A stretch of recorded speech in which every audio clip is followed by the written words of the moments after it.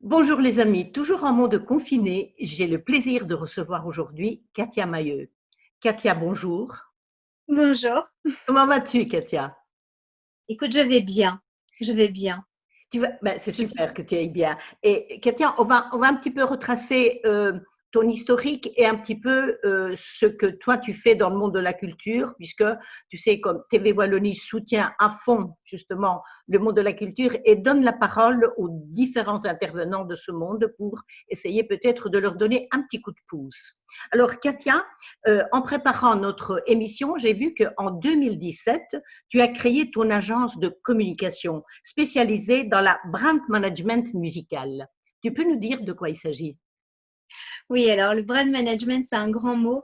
Ça regroupe beaucoup de choses en fait. Ça regroupe la promo, le marketing, les events. Donc en fait, tout ce qui contribue à mettre un artiste en valeur et son projet, bien évidemment. C'est mettre la lumière, effectivement, poser un regard. C'est pour ça que ma boîte s'appelle Cat Size. C'est poser un regard un peu différent sur des projets coup de cœur, comme j'aime à les appeler, et trouver la petite différence, la petite étincelle qui pourra susciter de l'intérêt chez le plus grand nombre de personnes, bien évidemment. Et la petite différence, Katia, c'est ta perception de l'artiste, ta perception de ce monde qui t'est personnelle? Ça dépend, ça peut être... moi, je fonctionne beaucoup à l'instinct. Je fonctionne aussi grâce à de très belles rencontres, que ce soit artistiques ou humaines. Ça fait presque 20 ans que je travaille dans la musique et j'ai eu l'occasion de rencontrer énormément de passionnés. J'imagine.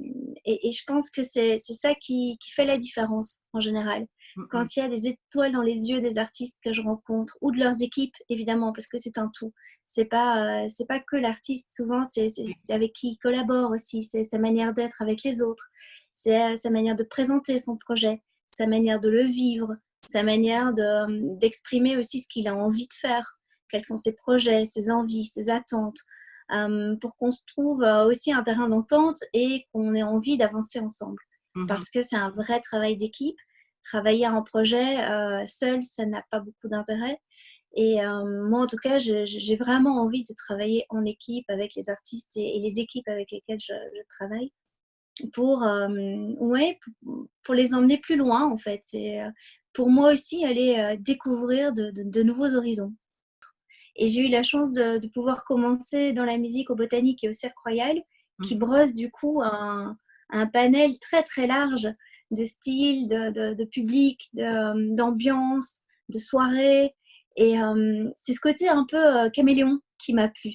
Et que j'avais bien évidemment aussi entrouvert dans le milieu du théâtre, parce que je voulais être comédienne.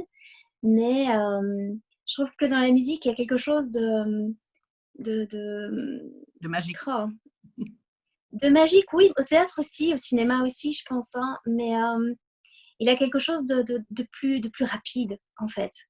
En tout cas, c'est comme ça que je le ressens. Mhm. Euh, pour créer une pièce de théâtre, on a besoin de temps, on a besoin d'un long temps de répétition. Chaque pièce est forcément différente, mais ça demande quand même tout un décorum. Euh, la musique, on peut improviser aussi au théâtre, mais plus en one-man show ou en impro. Si on veut vraiment monter un spectacle, on est une équipe. En musique aussi, on est une équipe, évidemment. Mais je trouve il y a quelque chose de plus immédiat, peut-être. Peut-être parce que la musique nous accompagne de la naissance à la mort, qu'elle est en tout lieu, en tout moment et à toutes les époques.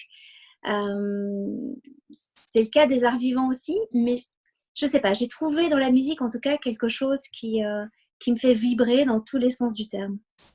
On sent que tu es une passionnée, Katia. Et alors, parmi les artistes, je sais que tu as des artistes connus et reconnus. euh, Est-ce qu'il y a des critères quand tu acceptes d'accompagner? Tu as Patrick Bruel, je pense. Que- Tout à fait, tout Mais à fait. tu as aussi des inconnus. Quels sont les critères qui te font aller vers tel ou tel artiste quand il n'est pas connu? Le critère, c'est vraiment, c'est ce que je disais tout à l'heure, c'est une rencontre. C'est un coup de cœur artistique, humain. Ça peut être des petits détails.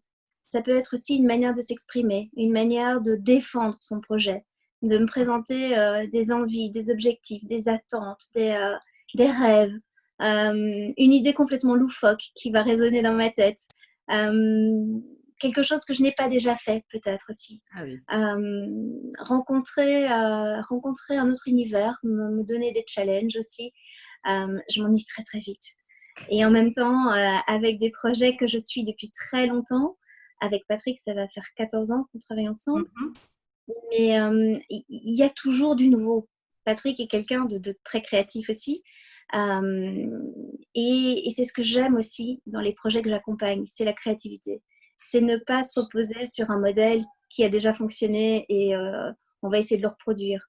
Voilà. C'est, des artistes que j'accompagne en général, on se retrouve relativement bien là-dedans, dans cette envie d'aller plus loin, dans cette envie de mettre des étincelles dans les yeux des spectateurs ou des auditeurs qui vont s'intéresser à ce qu'ils font. Et aussi, c'est dire que tout est possible.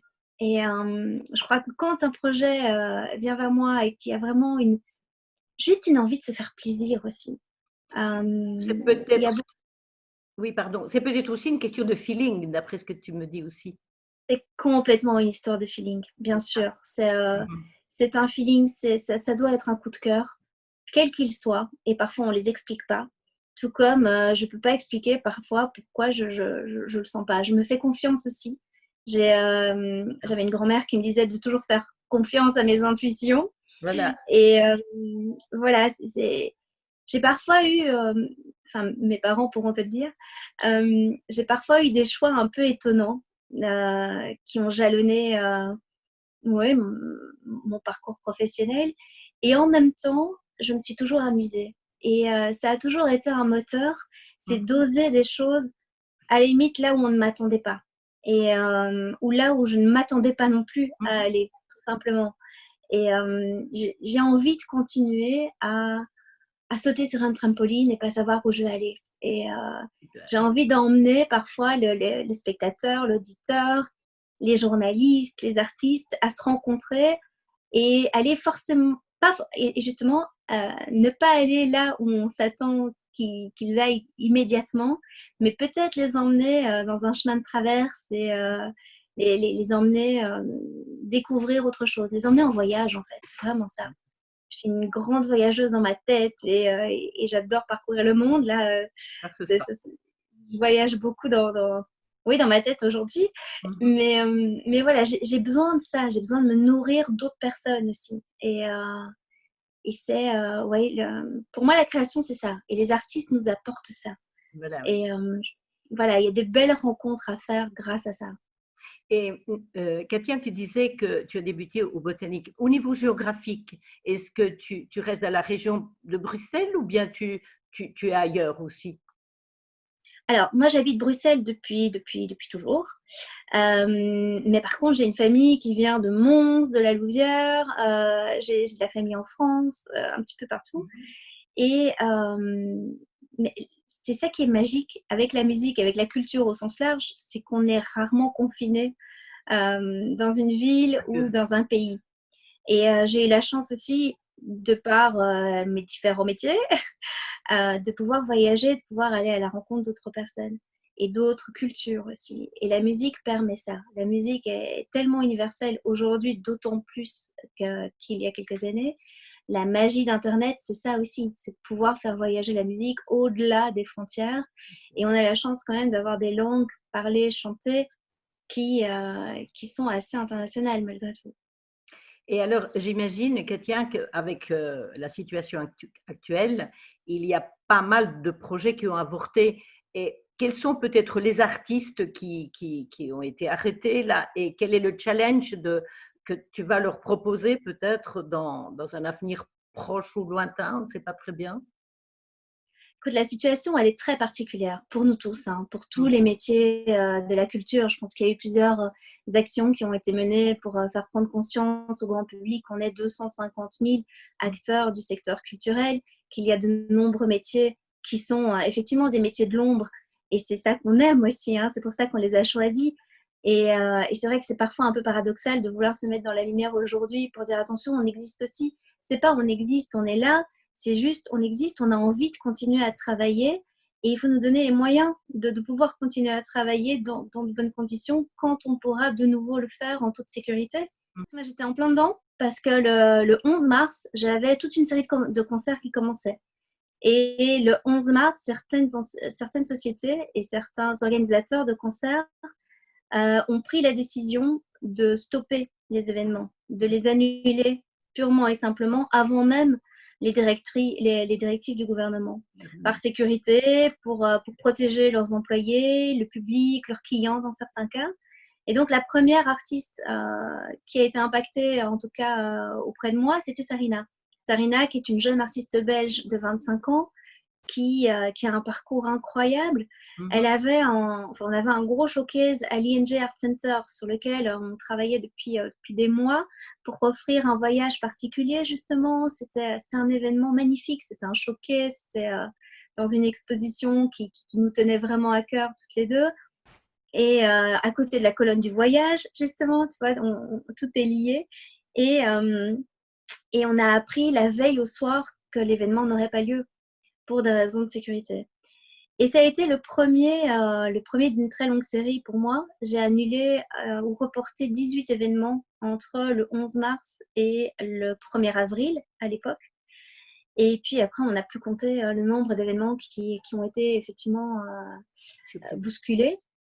Et au fur et à mesure, écoute, qu'est-ce qu'on se dit? On se dit, il faut réagir.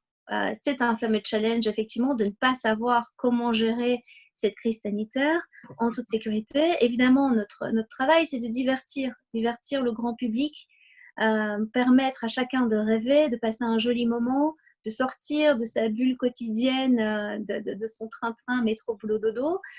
Et en même temps, on peut divertir le grand public à condition, évidemment, que ce grand public ait envie d'être diverti. Et on peut avoir envie d'être diverti uniquement si on se sent en sécurité. Seulement, et tout le monde, que ce soit le public qu'on invite, que ce soit les artistes sur scène, parce qu'ils ont une forte responsabilité quand même, de dire à des gens, venez m'écouter, venez vous divertir, mais on ne peut pas vous garantir la sécurité dans la salle. Mais aussi, en termes de promotion, en termes de marketing, qu'est-ce qu'on délivre comme message aussi?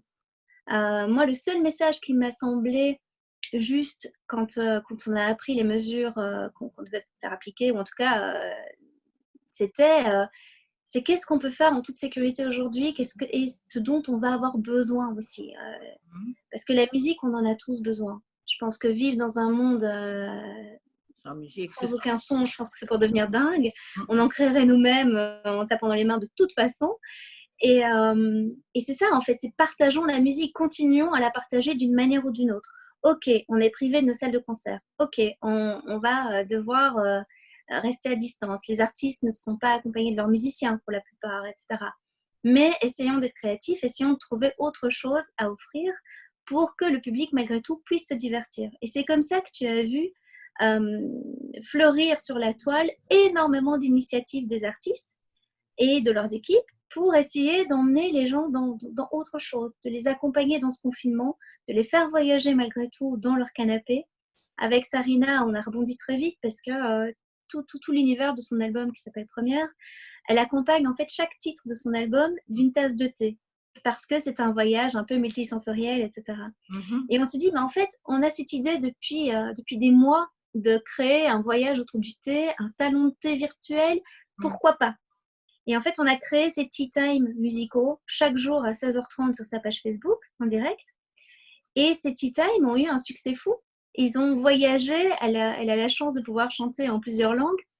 Ces tea time ont voyagé à travers les 5 continents. C'est un truc de fou. En fait, on n'aurait jamais imaginé ça. Oui, en fait, c'est un peu l'apéro musical que tout à fait. Dans les réseaux, les gens se donnent rendez-vous pour l'apéro, oui. C'est exactement ça. Et dis-moi, Katia, Sarina en question, est-ce qu'il y avait un concert de prévu? Est-ce qu'il y a peut-être une possibilité dans le futur sur scène? Tu nous tiens au courant, bien sûr. Ah oui, bien sûr. Il y a un concert au mois de novembre au Prince du côté de Rixensart. Mhm. Et oui, non, bien sûr, ça je te donnerai à la fin. Il faut juste que je vérifie la date. À chaque fois, je me trompe. Je pense que c'est le 12 novembre. Oui, mais bon, on se tiendra au courant, quoi. Hein. Oui, bien sûr. Alors, Katia, je voulais encore te donner la parole pour qu'on puisse conclure dans l'espoir notre interview. Si tu devais lancer un message à nos politiques, qu'est-ce que tu dirais?